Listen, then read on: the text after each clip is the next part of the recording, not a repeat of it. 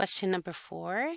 A random sample of likely voters showed that 20% planned to vote for candidate A with a margin of error 2% points and with 99% confidence. Which of the following statements best describe the confidence interval for the percentage of voters who plan to vote for candidate A?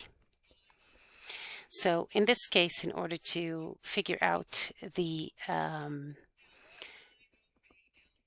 confidence interval, we do have a point estimate, which is the 20% with a margin of error, give or take 2%.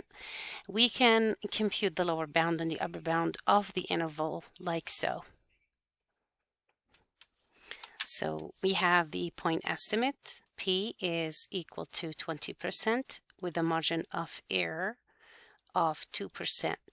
Which means the lower bound is going to be the point estimate, which is 20% minus 2%, and that will give us 18%.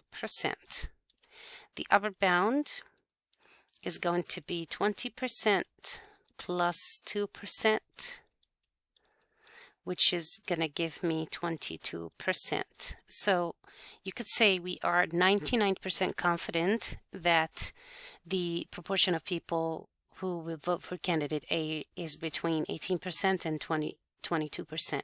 And that is basically the statement we're looking for.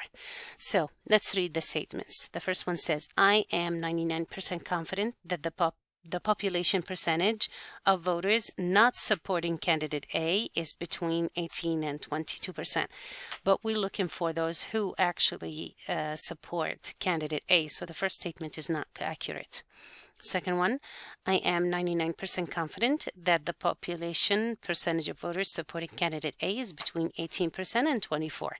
The lower bound is correct, but the upper bound is not, so that is not the correct statement.